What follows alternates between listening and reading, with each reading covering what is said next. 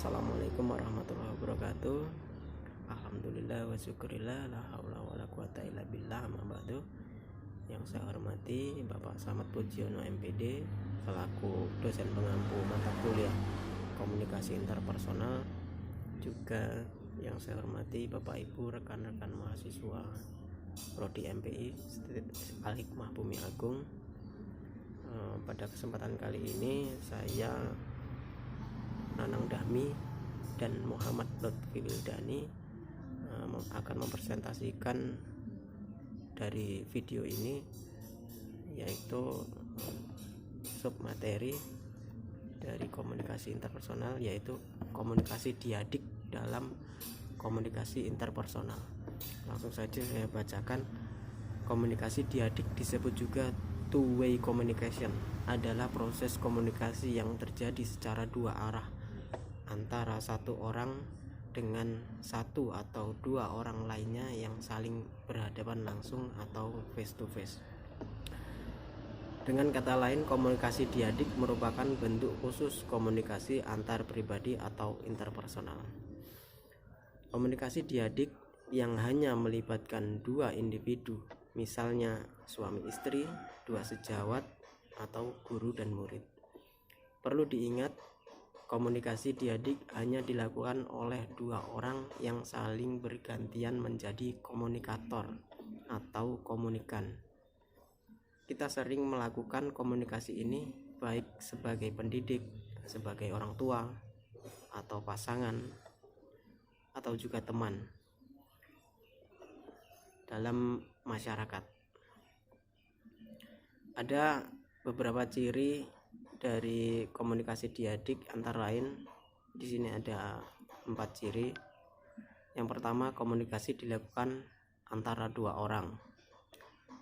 Kemudian yang kedua, komunikasi dilakukan langsung atau face to face, atau kadang menggunakan media seperti telepon dan video. Yang ketiga, pembicara atau komunikator dapat berubah statusnya menjadi pendengar. Begitu juga sebaliknya, pendengar dapat berubah menjadi pembicara, dan seterusnya, berputar bergantian selama proses komunikasi interpersonal berlangsung.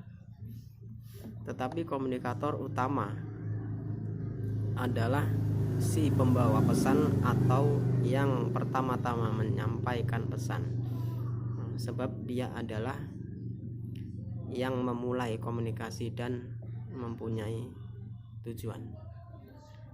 Yang keempat, efek komunikasi dapat terlihat langsung, baik secara verbal maupun secara non-verbal. Menariknya, selain verbal atau kata-kata, juga sangat dominan dengan non-verbal, yaitu bahasa tubuh atau body language, yang justru lebih jujur maknanya daripada yang diungkapkan secara verbal.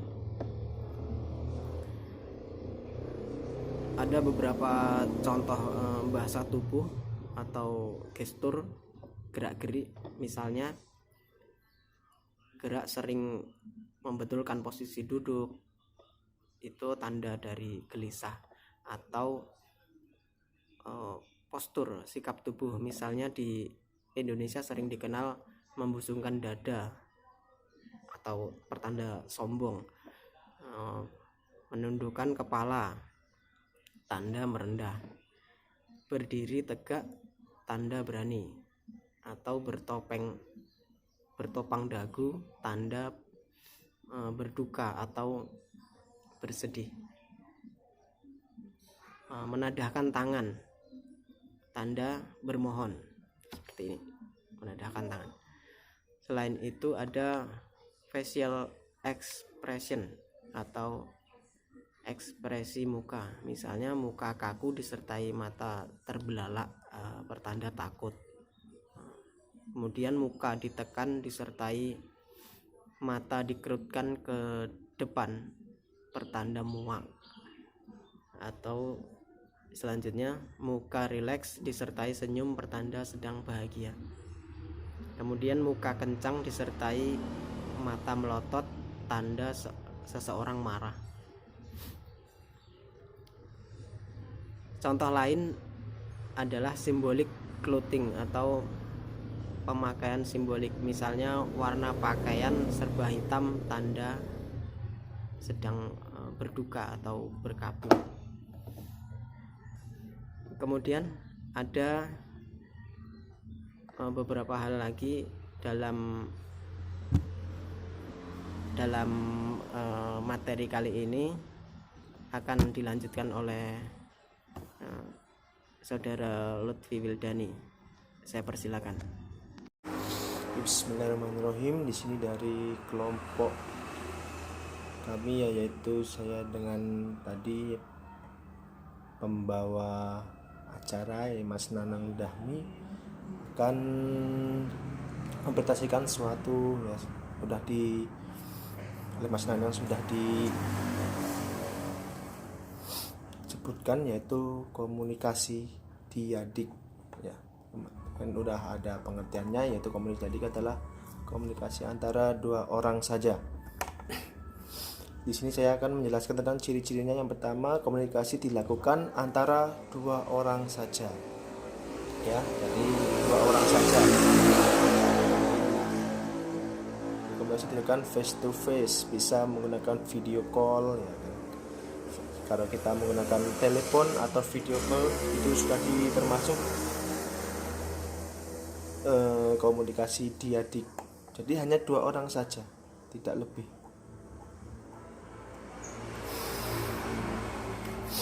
Jadi bisa kita jelaskan sedikit. Jadi komunikasi diadik itu adalah komunikasi ketika orang bercurhat, nah, seperti itu. Ataupun ketika kita bertamu ya kan, itu bisa gerak-geriknya ya kan. Itu gerak-geriknya bisa dilihat ya kan. Seperti contoh gerak-gerik dari tadi kusumkan seperti ini, itu tandanya orang itu sombong. Misalkan menunduk, berarti orang itu siap ya untuk menerima pujian ataupun lemah lembut. Ada 3 bentuk dalam komunikasi diadik ini. Yang pertama, percakapan berlangsung dalam suasana yang bersahabat dan informal.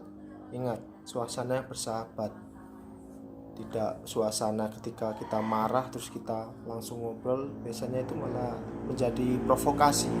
Jadi kita harus mencari waktu yang benar-benar bisa untuk kita bercakap-cakap ya, atau curhat lah. Dialog berlangsung dalam situasi yang lebih intim, lebih dalam dan lebih personal. Intinya secret atau rahasia, tidak ada orang yang boleh tahu. Sedangkan wawancara sifatnya lebih serius, yakni ada pihak yang dominan pada posisi bertanya dan yang lainnya ada posisi menjawab. Ya, jadi ada yang bertanya dan juga ada yang menjawabnya. Ya, seperti contoh kita meminta pendapat. Ya, meminta pendapat. Saya punya kita masalah terus kita curhat, kita mendadak. Nah, itu kan kita meminta pendapat, terus maka nanti akan ada yang menjawabnya, seperti itu. Intinya untuk komunikasi ini seperti orang curhat-curhatan, dimana kita mempunyai masalah terus kita curhat kepada orang.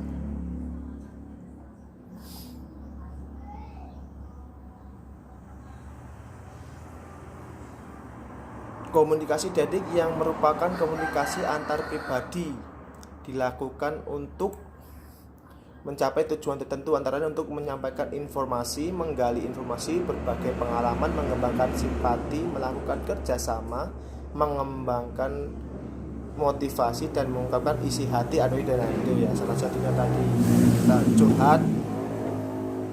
Itu curhat itu termasuk dalam diadik ini, komunikasi diadik ini. Jadi cuma 2 orang saja, atau bisa kita saling motivasi atau mau membangun sebuah bisnis ya kan, itu kan harus rahasia sifatnya, nggak boleh ada orang yang mengerti dulu. Sedangkan konsep diri adalah pandangan dan perasaan kita tentang diri kita. Konsep diri merupakan faktor yang sangat menentukan dalam komunikasi antar pribadi. Konsep diri yang positif ditandai dengan 5 hal, yaitu yakin akan kemampuan mengatasi masalah, merasa setara dengan orang lain, menerima pujian tanpa rasa malu, menyadari bahwa setiap orang mempunyai berbagai perasaan, keinginan, dan perilaku yang tidak seluruhnya disetujui oleh masyarakat. Jadi itu, jadi kita kalau mau ngobrol harus tadi, jadi harus kita tuh merasa setara dengan orang itu. Jangan sampai walaupun kita muda, kita ngobrol dengan orang yang lebih dewasa, tapi kalau kita sudah merasa setara, maksudnya ilmunya, pengetahuannya itu, nah itu baru kita bisa melakukan komunikasi diadik itu. Jangan sampai ya kita ingin berkomunikasi diadik tapi kita malu untuk itu ya. Kita malu untuk mengungkapkan kan. Terus belum bisa menyadari bahwa orang itu berbeda-beda prinsipnya. Terus apalagi prinsipnya, terus keinginannya berbeda. Kita harus bisa saling musyawarah. Kalau sebelum itu belum ada di diri kita, jangan sampai untuk kita ya untuk belajar ya untuk ya seumuran dulu. Seperti itu. Inilah ya presentasi dari kami, yaitu kelompok kami, saya Muhammad Fudani dan Mas Nanang Dahmi. Itu ya penjelasan dari komunikasi diadik, yaitu komunikasi antar personal. Ini cuma 2 orang saja yang ditujukan untuk meluapkan isi hati, untuk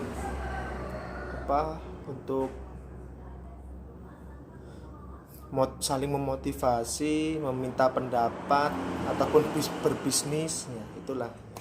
Jadi sekian dari kami. Assalamualaikum warahmatullahi wabarakatuh. Baik Bapak Ibu, rekan-rekan mahasiswa, itu saja video dari kami. Tentu saja banyak kekurangan, kami mohon maaf. Kami akhiri. Wallahul muwaffiq ila aqwamit thoriq. Wassalamualaikum warahmatullahi wabarakatuh.